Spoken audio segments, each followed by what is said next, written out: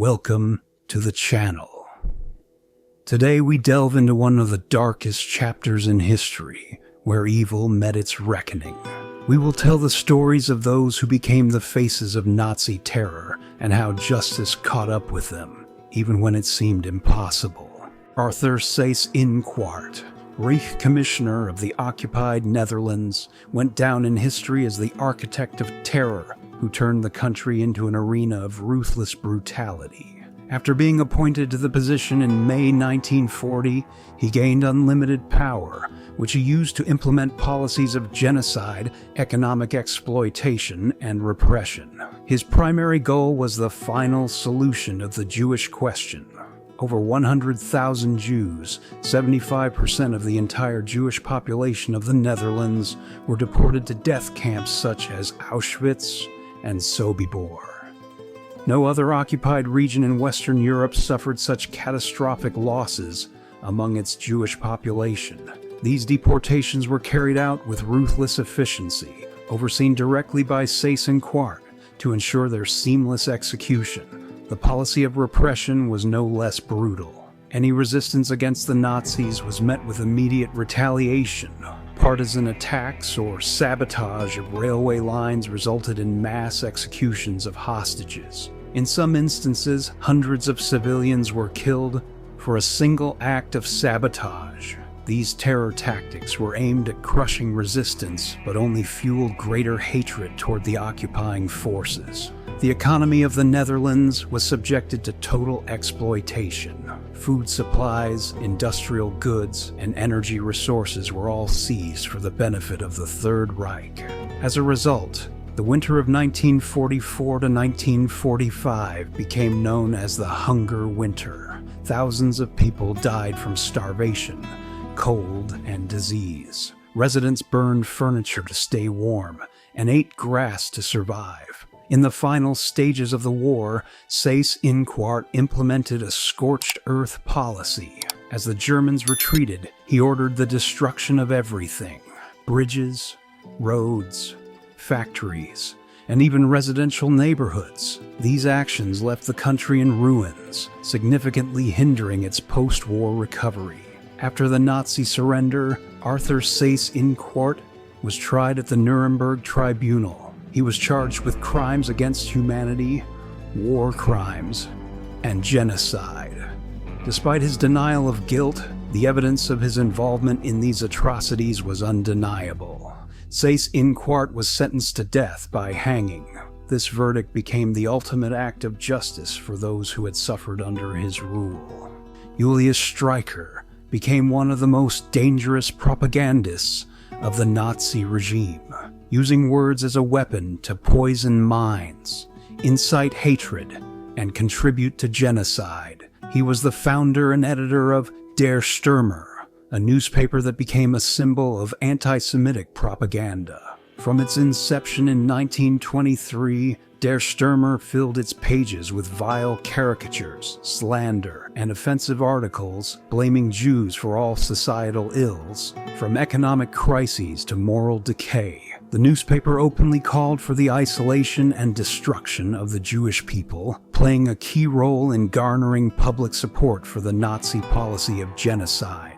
Although Streicher did not hold high government office, his influence on German society was powerful and destructive. Der Stürmer was printed in millions of copies, and its materials were distributed throughout Germany via posters and public display boards. The newspaper reached even those who could not read, as its primary propaganda relied on hateful visual imagery.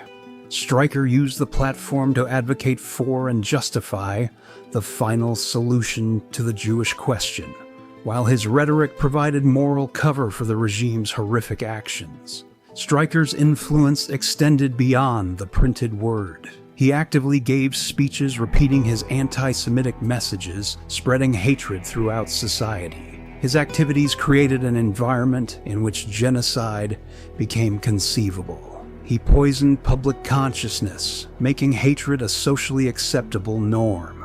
After the war, Streicher faced justice at the Nuremberg trials. Although he was not charged with direct involvement in war crimes or genocide, his propaganda was deemed a crime against humanity. The court concluded that his words served as a catalyst for mass murders, making him one of the moral architects of the Holocaust. His execution by hanging was the final judgment for the devastating consequences his hatred had inflicted on millions. Hermann Göring was one of the most influential figures of the Third Reich, a close associate of Adolf Hitler and the founder of the Gestapo.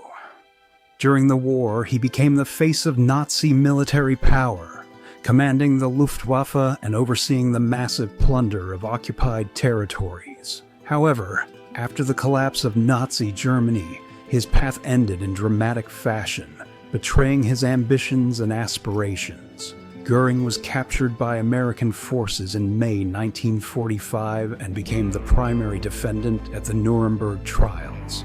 He was charged with crimes against humanity, war crimes, and planning aggressive war. During the trial, Göring behaved confidently and arrogantly, openly expressing pride in his role within the Nazi regime.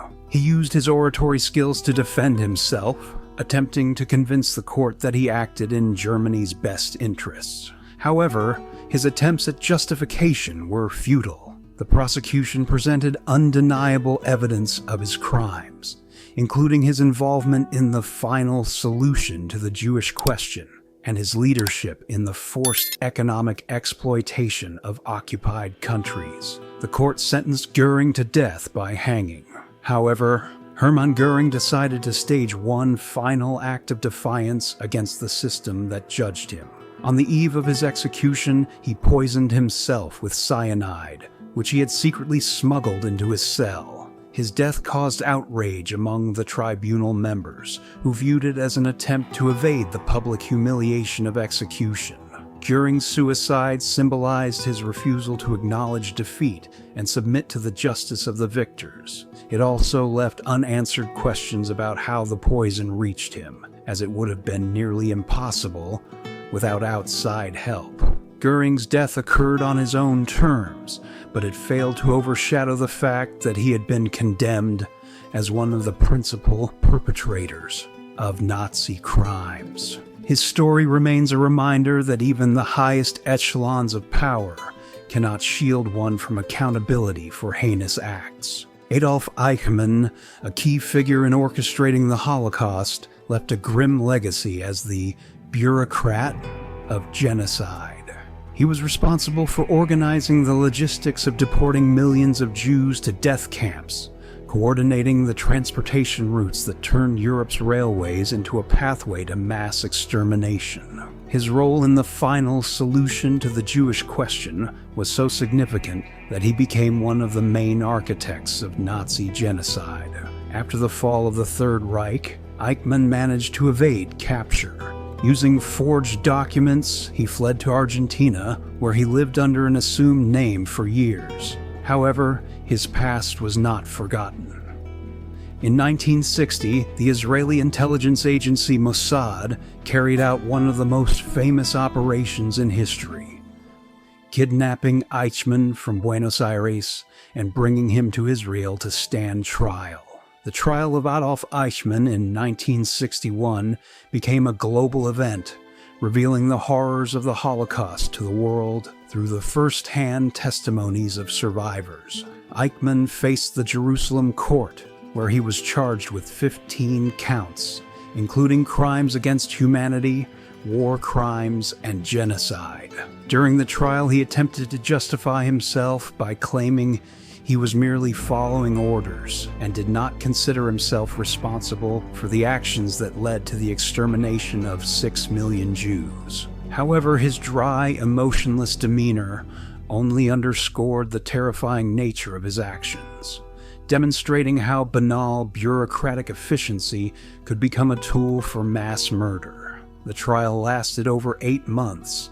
Survivors of the death camps testified, forcing Eichmann to confront the consequences of his deeds. Prosecutors proved that he was not merely following orders, but was an active and enthusiastic executor of Nazi genocide policies. His involvement in every stage of the deportation machinery was meticulously documented.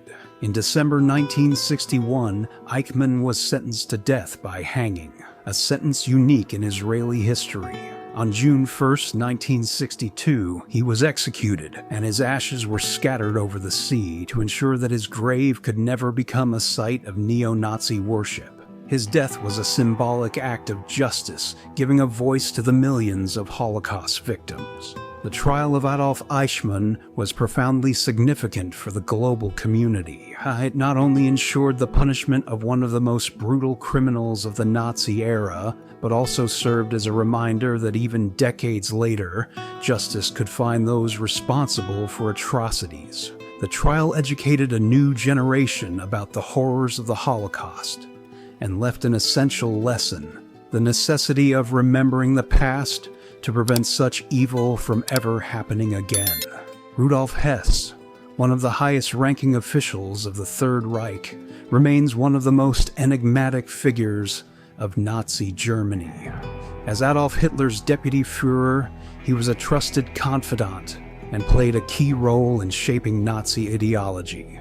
However, his name became globally infamous not for his political career, but for the events of 1941, which continue to be the subject of numerous discussions and conspiracy theories. In May 1941, at the height of World War II, Hess made a shocking move. He secretly flew to the United Kingdom in a single-seat aircraft, intending to propose peace negotiations. This act was not sanctioned by Hitler or other Nazi leaders. Hess landed in Scotland, where he was immediately detained by British authorities. His claims of seeking peace and his willingness to discuss an end to the war were met with suspicion. The British regarded his actions as an attempt to split the anti-Hitler coalition, and no negotiations took place. The incident caused a scandal within the Nazi leadership. Hitler declared Hess a traitor and removed him from all positions. At the same time, many questioned his motives. Was this an attempt to save Germany from inevitable defeat? Or was it the initiative of a man increasingly disconnected from reality? After the war, Rudolf Hess was tried at the Nuremberg trials. He was charged with crimes against peace, conspiracy to wage aggressive war, and war crimes. Despite his lack of active involvement in military operations after his flight to Britain, his early participation in Nazi policies was undeniable. The court sentenced Hess to life imprisonment. Hess became the sole inmate of Spandau prison after the release or execution of other Nazi leaders. His solitary confinement in this massive facility turned his existence into a symbol of isolation. He spent over 40 years in Spandau, steadfastly adhering to his Nazi beliefs and refusing to express remorse for his actions. Hess's death in 1987 only deepened the mystery surrounding him. According to the official version, he hanged himself in his cell, although some researchers and members of his family claimed it was murder. To prevent potential political complications associated with his release, his grave became a gathering point for neo-Nazis, and in 2011 it was leveled to prevent its use as a symbolic site. Rudolf Hess remains a controversial figure whose motivations, actions, and death continue to raise questions. His life serves as an example of how ideological blindness and ambition can lead to isolation, condemnation, and historical obscurity. Josef Mengele, known as the Angel of Death, became one of the most brutal and despised figures in the history of the Nazi regime. As a doctor at Auschwitz-Birkenau, he not only fulfilled his medical duties, but actively participated in inhumane experiments that turned his name into a symbol of medical evil. Mengele was educated at elite institutions, earning a medical degree and a doctorate in anthropology. His scientific interests focused on genetics, particularly heredity, which led him to Auschwitz, where he was given the opportunity to conduct experiments without any ethical constraints. At the concentration camp, Mengele had absolute power over the lives and deaths of prisoners, personally selecting individuals for the gas chambers, or for his experiments. One of the most horrifying aspects of his activities was his involvement in the so-called selections. Mengele personally stood on the platform where trains carrying deportees arrived and decided who would be sent to their deaths in the gas chambers and who would be used for labor or experiments. For him, these decisions were a routine task executed with cold detachment. Mengele's experiments were marked by exceptional cruelty. He conducted studies on twins, attempting to understand the mechanisms of heredity. Twin children were kept under special conditions, and after the experiments were completed, they were often killed so autopsies could be performed.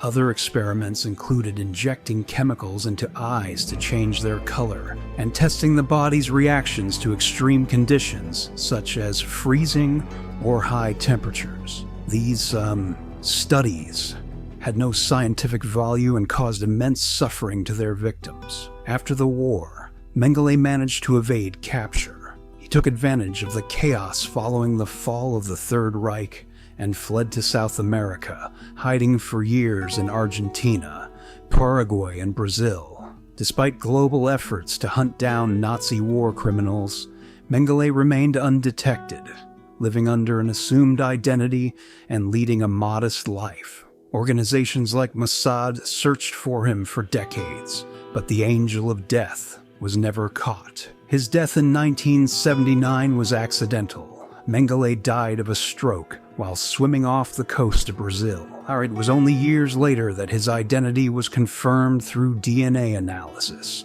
The fact that Mengele was never brought to justice left a sense of incompleteness. He never stood trial, never answered for his crimes, and never heard a verdict from those he had tortured. The name Joseph Mengele has become a symbol of the extreme degradation of medicine and science, used as tools for terror and torture. His actions are a stark reminder of the danger posed by the absence of morality and power in science, and emphasize the importance of the pursuit of justice even in the darkest times. Karl Dönitz, the admiral of the German Navy, went down in history as the last leader of the Third Reich, briefly assuming control of Germany following Adolf Hitler's death. His name is associated not only with the final days of the Nazi regime, but also with the extensive submarine warfare he waged against the Allies during World War II. Dönitz began his career as an officer in the Imperial Navy during World War I, but he rose to prominence during World War II as the commander of the U-boat fleet, U-boot Waffe. His Wolfpack strategy involved coordinating groups of submarines to attack Allied convoys in the Atlantic Ocean. This tactic posed a significant threat to supply lines vital to Britain, although it also led to heavy losses among German submariners, particularly after Allied advancements in submarine detection technologies. Dönitz was known for his dedication and loyalty to Hitler. In 1943, he became the commander-in-chief of the Kriegsmarine, and in April 1945, following Hitler's suicide, he was appointed as his successor as Reich president. In his political will, Hitler declared that Dönitz should lead the remnants of the Third Reich. This decision was driven by the fact that Dönitz remained one of the few high-ranking officials still loyal to the Führer in the regime's final days. As head of the government, Dönitz led Germany for only a few weeks, known as the Flensburg government. His primary task was to organize Germany's surrender, which was officially signed on May 8, 1945. Despite his role in the handover of power to the Allies, Dönitz sought to preserve the honor of the German military leadership and to prevent the chaos of a complete collapse. After the war, Dönitz was arrested and tried at the Nuremberg trials. He was charged with crimes against peace, waging aggressive war, and the ruthless tactics of submarine warfare. He denied responsibility for war crimes, claiming that he acted within the rules of war. The court sentenced him to 10 years in prison, finding him guilty of crimes against peace, but taking into account that he was not directly involved in the political crimes of the Nazi regime. Dönitz served his sentence at Spandau prison and was released in 1956. After his release, he lived a secluded life, steadfast in his belief in the professional honor of naval officers, and he defended his actions as a military leader. His memoirs, written after the war, sought to justify his role, focusing on the military rather than the political aspects of his career. Karl Dönitz left a complex legacy. To some, he was a skilled admiral whose submarine tactics altered the course of warfare. To others, he was a key enabler of Nazi aggression. His life and career remain part of the intricate mosaic of Third Reich history, serving as a reminder of how military expertise can be overshadowed by allegiance to a criminal regime. World War II forever changed the course of history, exposing the darkest sides of human cruelty, ambition, and fanaticism. The Nazi regime's leaders became symbols of moral collapse, where power and ideology overshadowed humanity. From Adolf Eichmann's cold, bureaucratic efficiency to Josef Mengelé's horrific experiments, from Julius Streicher's poisonous propaganda to Karl Dönitz's military strategies, each played a role in atrocities that claimed millions of lives. The Nuremberg trials demonstrated that even those who believed themselves untouchable could face justice. These trials sent a powerful message. Crimes against humanity have no statute of limitations. Yet not all perpetrators were punished. Some escaped, while others avoided justice altogether, leaving a lingering sense of incompleteness. Preserving the memory of these events is vital to ensuring such atrocities are never repeated. By studying history and confronting attempts to justify these horrors, we uphold the values of humanity and build a world where ideologies of hatred and violence find no ground.